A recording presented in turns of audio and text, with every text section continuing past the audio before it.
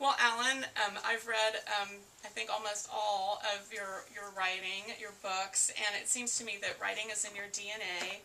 And I think that we learn in Drunken Angel and also in Jew Boy that even as a young boy, like writing felt right to you. It was kind of the only time maybe that you felt right in the head, and when you got, positive feedback too from teachers, etc. So do you think it's in your lineage? Yes. I mean, I found out when I was 20, and I wrote about this in Jew Boy actually, that my great uncle was a guy named Abraham Kahan, who published the first Yiddish newspaper in America, the Jewish Daily Forward, and started it and published it, and also published several novels. The Rise and Fall, that are published by Penguin, actually. The Rise and Fall of David Levinsky and all that. So there was something in the family that traveled, probably it's my way to me, but there's no question of writing for me was a way to get a handle on what felt like unmanageable terror and confusion. Mm-hmm. Yeah. So it's lucky that you have that as a life raft as well. Yeah. Do you think that your daughter Isadora is going to follow the artistic footsteps in the lineage? Yes, she's already writing. Okay. Well, we'll look forward to seeing that. Yeah, she's a poet, but I think she's really even a better prose writer, because I've heard her prose and I'm jealous. She's really good. Okay, that's high praise. And we imagine she's a bit of an outlaw. She's an outlaw. Okay, good to hear. And I think I feel like I know more about your dad's side of the family from your books, and I'm frankly curious about your mother's side. I feel like I don't know much. What can you tell us a little bit more about your mom and her side of the family? Well, probably the reason that you don't know as much about my mother's family is that the Jucht family, J-U-C-H-T, they were French Jews from Poland originally, and they went through the Holocaust, and my mother was a Holocaust survivor, and there was a lot of secretiveness, and there still is a lot of secretiveness in the family about what their experiences were in the Holocaust, and also like who they were. And when I was like in 1994, when I was like 4 years sober, my mother was dying. And I flew to New York, and she was in Long Island Jewish Hospital, and I came into Long Island Jewish Hospital and into her room, and she was sitting up in bed, and there was this little French guy sitting there with numbers on his arm, and I was introduced to him as, his name was Simon, and he was my mother's cousin, and I had never met him. I said, so he flew all the way from Paris to see my mother? That's very nice of you. He goes, no, I live in Brooklyn. I said, you live in Brooklyn? Oh, how long have you been in Brooklyn? He goes, oh, since 1949. I said, 1949? How come I never met you? We lived in the Bronx. He goes, and my mother and him kind of exchanged looks, and he's like, well, it's far away from Brooklyn, the Bronx. And it's like an hour on the subway. That was typical of my family, my mother's family. Anyway, there was a cousin named Jacques, or rather her brother named Jacques, who pretty much rescued the family that was left alive, rescued them and smuggled them into the south of France, smuggled some of them into the north of Italy, including my mother. And I was just wondering, how did he do that? Who was he? How could he do that? Nobody ever spoke about him. So my mother finally told me, yes, he looked like the actor Jeff Chandler, who was killed in a sports car crash in the Alps in Switzerland, and all this stuff. And he was a resistance fighter. So, oh, wow, okay. I had an uncle who was a resistance fighter. Well, I asked Simone, I said, who was Jack? Oh, Jack was my best friend, he said. I said, really? He goes, yes, yeah. I said, so what was he? Like, what did he do? He goes, oh, well, he was a criminal. And immediately when he said that, a million things clicked into place. Why?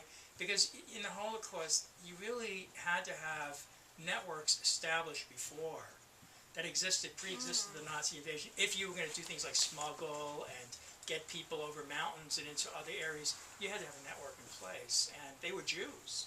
The French resistance were not smuggling Jews. around into the south of, into the north of Italy. It was because he had networks in place that he knew how to do that. And that's what, so, you know, of course, if you spoke to my mother, she would say, oh, my family were all college professors and violinists, but, so I don't know what they were, you know, it's big mystery. There's like a lot of mystery around that. Yeah. Okay. Well, do you ever consider like going and like sort of like almost like an archaeological trip to like dig up missing relatives and Yeah. stories? Yeah, I have, in fact, I recently, my brother and I we inherit a little bit of money, not a lot, from a great uncle in Paris. Never met this guy, but we inherited some money from him. So they have a thing in France called a notaire. It's a really important position. He's like the lawyer, and who like goes and digs through the family to see who's going to get the money first. In France, things like money and inheritance are a huge matter, much more than here even. And the notaire is like this principal key figure. It's almost like something from a novel out of Balzac. So he called my brother, he called myself, he sent us a million questions to answer, and he contacted every single remaining member of the Juste family left in the world. And he put together this whole thing about the Juste family that I have, of who's alive and who's not, and you know how it begins with a list of names ending in Juste and the words died at Treblinka. Died at Treblinka. Died at Treblinka. You know, it's such an unusual kind of document, you know, that you get, you know, for a simple thing like an inheritance. You know, our family begins with died at Treblinka. You know, that's really how even our memories begin with that. You know. How much of the list was that? Not, you know, not a huge list, but there were several names on it, enough that, you know, it was heartbreaking. Right, right.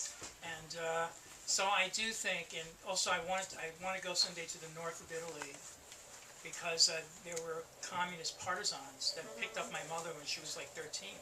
And she traveled with this partisan unit. Her and her mother traveled with a partisan unit, and they saved her life. So I want to meet, apparently, she went back in 1965 and went into the mountains in Torino and met those villagers. They were like simple peasants, you know, like Italian farmers in the mountains. And she was like giving them gifts of like $10. They were crying. It was like so much money for them. And that she was still, you know, that they saw her because they knew her when she was 13. And they were so moved, you know, that she was still alive. So I think of going back to Torino and seeing those people. Yeah, there's a lot of places to go.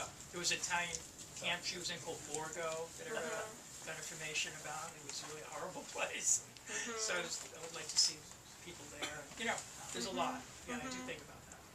You know, I was just at the San Francisco Writers Conference, which I think just wrapped up about an hour ago, and I did something at 9 a.m. Friday morning and gave a talk, and I bragged about you and your book and showed it, and then so I blathered on with all that I knew, all my publishing wisdom, which took about 10 minutes, and then I opened up to questions, and one of the first questions I got, I almost fell down on the floor. This woman said that she had been to all these seminars, and one of the things she was told was that no more books about the Holocaust, that was done as a genre. Everything that had been said about the Holocaust that could possibly be said was already said. And I couldn't believe it. I think there was a gasp that went up in the room, but she was very earnest. She had been told that by some publishing bigwig. And I said, I don't care who said that, but they're wrong. I said, that is the most ridiculous thing I've heard, but have you heard anything like that? Yes, I have. There was a film company that picked up Jew Boy and were interested in producing a film about it. And they were a small production company, but they'd done some good films, and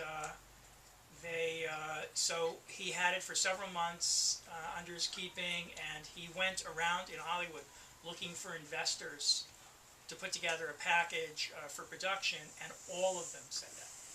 All of them said, the Holocaust, no thanks, that's been done. We're done now with that. It's no longer in fashion. Well, not here. In Europe. in Europe, it's huge. The Holocaust is huge now. In fact, I just read an article in the New York Times that at Yad Vashem, which is the Holocaust Memorial, they are receiving numbers of foreign visitors, a greater number than ever before, with an avid interest in the Holocaust. And also there's a new film that's going to be coming out about the sewers of Poland. It was one of the ghettos. Warsaw? No. Not Warsaw. Kiev, maybe. I don't know. I'm not really sure. But one of the ghettos. It's about the resistance fighters and the Polish resistance and the Jewish resistance to smuggling Jews through the sewers. It's coming out of Poland, I believe. So in Europe, it's still very much uppermost in people's thinking. But here, I guess it's passé in Hollywood. You know? You just have to do it anyway. Absolutely. Don't let them stop. Right. Well, it means most people will listen, right? And the people that don't listen, and follow their heart, but yeah, I mean, I think that we'll never hear all the stories that need to be told. Right. Yeah. I agree. So, as we know, your mother survived the camps, and so I think that she must have had considerable post-traumatic stress disorder. And so, and in Drunken Angel, we read that you did too. In fact, there's some of the episodes where you're hallucinating, and the one sort of wispy, ghost-like girl that follows you in the subways. I could see her. She kind of haunted me after a while. Very effective story. And I mean, to me, post-traumatic stress disorder is still sort of a dirty topic that people don't want to talk about, and I don't understand that. And so I wondered if you wanted to say, what besides recovery, really helped you heal yourself? Well, I mean, the matter of PTSD, post-traumatic stress disorder, is directly linked to, in the broadest sense, to war. That's where we first hear about it on a large scale. Shell shock, trauma. But it's not only soldiers who get PTSD. It's also children who have experienced trauma, physical abuse in childhood, child molestation, and so forth, grow up with PTSD. But there's still very little known about it. In fact, there was an Israeli psychologist at the University of Haifa who did a study he was doing studies of PTSD in Israeli war veterans. He discovered that American citizens who pass by homeless people each day, just pass them by, because of the amount of denial and suppression of feelings and fear and all the things that we feel that we have to kind of bury away every time we see a homeless person, experience a level of PTSD equal to that of an Israeli war veteran. Whoa. How about that? So we experience PTSD even in areas of our life that we're not even really aware of it. And of course, one of the things that characterizes both PTSD and alcoholism is the denial that's implicit in PTSD. PTSD in a way is a response to trauma where you're kind of buried away, but it affects you. It begins to affect you in a kind of subterranean way, and it surfaces in activity, behaviors that are really not working for you or for anybody else, and it's causing immense suffering. The psychological suffering of people with PTSD is extraordinary. I mean, I experienced it myself, and I believe that the PTSD I suffered from was not from, and continue to suffer from, by the way, is not from war. I think that, because I was in the Israeli army, but I think it was from the childhood trauma stuff that the war triggered. I think when I was involved in the military stuff, it triggered the childhood stuff. And I think that's often the case with soldiers, that what they're experiencing is triggered, not all, but some, by childhood trauma, that the battle, the war stuff, conditions trigger that. Yeah, I mean, I have no authority on this at all, but it still seems to me like the, medical, doctors aren't really doing that much about it or even diagnosing it properly, that it's easily ignored, misdiagnosed. Well, there's not a lot known about it still, and there's not a lot known about a lot. Like children of Holocaust survivors, they don't know still psychologists, you know, have done some studies on it, but mostly they don't know very much about it, you know. They don't know yet much about the impact of things like genocide and Holocaust on just average life. Like, how does that affect just average, how does the fact that, say, 6 million Jews or 12 million people were murdered in this kind of nameless way, how does that impact on just society, on regular life? How does that affect us? You know, how does it affect that 52 million people died in World War II? How does that affect us? They don't know yet. Nobody studies the impact of like genocides on society. You know, on societies that are not even in the genocide area. But I'll give you, I'll tell you, when I was on tour with Jew Boy, in the audience was a woman who was a social worker working with the children of survivors of the Cambodian genocide. And she said, the reason I'm here is because I read Jew Boy, and it's exactly what my clients are going through in their family life, in their home life. She says it's the first description that I've read that's not kind of putting this smoke and mirrors up, saying what it's like. And I tried to do that in Drunken Angel too. You know, I think so many recovery memoirs intimate the suffering, but don't describe it really in detail. I mean, what that really is like. And I try to transmit, to convey what it feels like to be in that, in the middle of addiction, in the middle of PTSD. What does that feel like? Without coming up with all kinds of, just like upbeat stuff. I wanted to take you down into hell and see what that's like. And the same thing with Jew Boy. I wanted to take people into there and see what that's like, you know. And it's not pretty. But, I mean, they both have a kind of hopeful trajectory, both books. Because I think when you make that descent into the truth, as you understand it, your experience, it does lead to the light. Whereas if you live in denial of it and try to avoid it, you're constantly in the tunnel. You're never out. You know? So my efforts as a writer is always to descend into the dark place and then emerge into the light. That's my journey, and I have to keep doing it because there's no permanent solution. One of the most affecting scenes I would also point readers to is when you're in Europe, because you're on tour, and you are, I believe it's the Russian soldiers get on the train and try to force you to drink vodka, and you have like a sort of a meeting in your head. I was one of the ironies of my life was that when I got into into sobriety, into recovery, and I was kind of getting into the poetry scene in a kind of serious way, the spoken word scene, sober, all these weird opportunities began to unfold. And one of them was that I got invitations to go to Germany and to perform my poetry in Germany, of all places. And for the son of a Holocaust, I was like, what? And my first reaction was, I'm not going. And my recovery sponsor, so he said, well, do you think it's any accident that you've been invited to Germany? Maybe there's some kind of deeper reason for you to go, because that's the heart of your fear. And in recovery, we always have to go towards the thing that we fear most. That's really, it's on the other side of that hope lies. And so I had to go. I really felt I had to go. It was like an existential mission.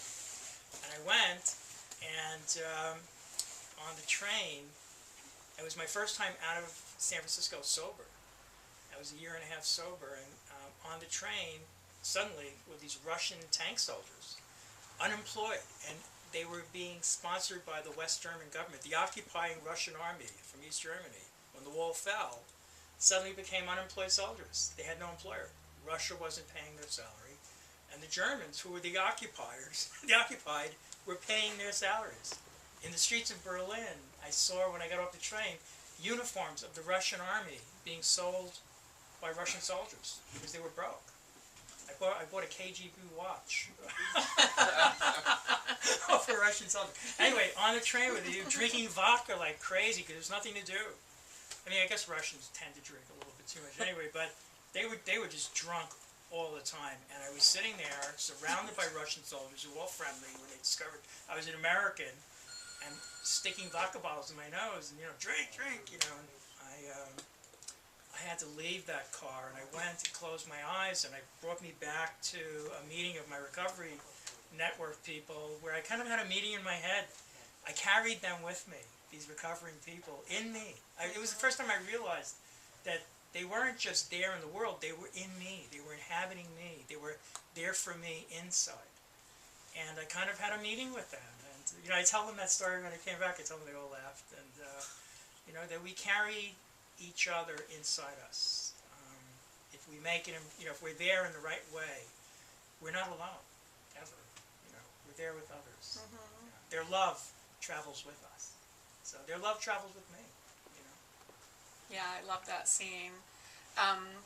And you've been on tour, and you've been doing a lot of radio and some triumphant events like the Housing Works in New York. And I just wondered if, what's the best question you've been asked about your book or books or writing? The best question I've been asked? They asked me if I was, if any member of my family, if I had, what did the members of my family think about my books, and were they upset with the fact that I reveal so much about myself and them in the books? That was the biggest question I was asked, and I told a story, which I'll tell you, that when A Jew Boy was published, my father never read it. My mother passed away. My father didn't read it. My brother didn't read it. No one in my family has ever read anything I've ever written. Not even the cousins in Sing Sing? No. No. And what happened was, but there was one cousin. No, they're dead. Actually, the ones, like my cousins in prison died. Well, there was a cousin, Barbie, who read a few pages of Jew Boy that described her mother. And my Aunt Ray, and I described her mother as having whore's eyes. So I got a call from my father in Florida, and he was still alive, he's dead now. I got a call from my father, and in the background I could hear, my mother didn't have no whore's eyes. She didn't have no whore's eyes. And my father gets on the phone, he goes, Abe, it's your father. I go, yeah, I know.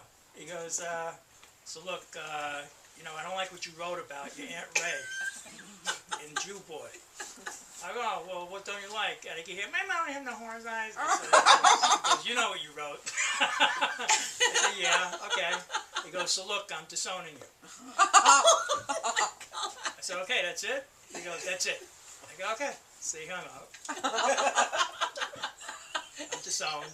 A couple days later, I get a call from my father. He says, how you doing? I go, I thought I'm disowned. He goes, your cousin Bobby was here driving me crazy. I had to tell her something, so I told her that. So that's about it. I mean, That's good. I was disowned for like 3 days because of one of my books. Yeah. And yet when you describe somebody as having whore's eyes, we all know exactly what you mean. Fortunately. That's a great story. How are we doing on time, Eric? Oh, I think you got maybe 20 minutes. Oh, okay. All right. Well, I only saw like 5 minutes of the news in the last 3 days because of the writers' conference, but I saw 5 minutes of CNN, and it seems like addiction and recovery are the big topic right now. I was sort of actually horrified that it looked like they were showing Whitney Houston's funeral on TV or something. Yeah, they did. That was a bit shocking to me. I don't understand how that's entertaining. But in any case, what I picked up was that her family feels enormous guilt that they feel like they should have done something to help her. So I know this is kind of out of left field, but what would you say to them if you had a chance to say something to the family that's feeling so racked with guilt? I would say it's not your fault. It's one of the great hopes in this country and probably everywhere that if we just, as a family, pull together and help the addict or the alcoholic, that it's going to get them out of the trouble they're in. Or we hope as a society that if we just raise taxes or pass this bill, that it's going to solve the problem. I just read an editorial, an op-ed about alcohol and Whitney Houston and the fact that alcohol is not really discussed much in the reports about her death. It's mainly drugs, but it was in fact a combination. And so this op-ed writer says, if we only would pass this bill and, kind of lessen advertising and raise the money about awareness. But, as I want to speak from my own personal experience, I can't speak for everybody else, that there was no person in this world, no institution, no ethic, no scruple, no rule, anything, no religion, no doctor, no nothing, no family member who could ever stop me from drinking. Which is how I ended up in the streets of New York dying. It wasn't because for a lack of care. It wasn't for a lack of love. It was because I have a disease that just simply doesn't want to get better. It's the whole nature of alcoholism that it wants to kill you. Up there in your head is a judge and jury that has found you guilty of a crime you're unaware of and wants to kill you, period. And it's a disease. It's a mental illness. It's not anything that any family member can heal with love. And the heartbreaking thing is to see family members break their hearts trying to help. I mean, I've met so many parents, so many kids. In fact, I've got in my backpack a card that I just got. There was a kid, he was 29, named Matt. I've got his mother sent me the obituary and a card from his funeral. And I belong to this thing. It's kind of a help network that people will call, and then they'll call me or someone else who's on that list. We call it the 12-step list, and ask us, will we go to San Francisco General, or we will go to the Tenderloin, to someone's room, or wherever, and we go. And so I got a call to go to General, and I went to this kid's room, and his mother, he was lying there semi-comatose, and his mother was sitting there crying, and doctors and nurses who don't know what to do, coming and going. His liver had collapsed, his kidneys had collapsed. He was dying. And so I sat there and held her hand and listened. And then he kind of came to, and I spoke with him a little bit, and then they asked me would I come back tomorrow, and I came back. And I ended up going back day after day, and at a certain point I became this kid's closest confidant. Because I'm an alcoholic, I understand that. At a certain point I could see that even his mother was completely baffled by this whole experience. I mean, suddenly her kid is dying, and why? And he's drank himself to death, and why? And is it my fault? And all this.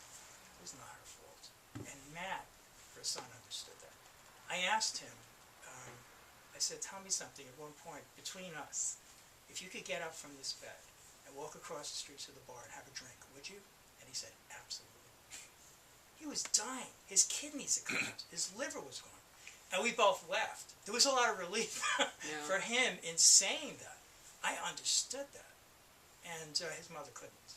No person, no family member who loves an alcoholic could understand, or an addict, could possibly understand that. But I understand that. And so I couldn't save this kid. We can't save people who are dying like that. But I gave him some companionship. And she wrote to me in the card, I can show it to you after this discussion, I have it in my backpack. Thank you, you became very important in Matt's life, and you helped him a lot. And the best thing you can do with the Houston's family is get help for yourselves, because they know that at least 5 people are directly impacted by the alcoholic or addict, directly impacted in a devastating way. And there are programs that you can go to get help and relief for yourself. Sometimes that helps the alcoholic or addict by seeing you get better and reposition yourself vis-a-vis their disease. Sometimes it gives them a little kind of like crack in their denial. They might follow suit. But there's nothing you can do. You can't persuade an alcoholic or an addict not to use it. It's impossible. And it's heartbreaking to try.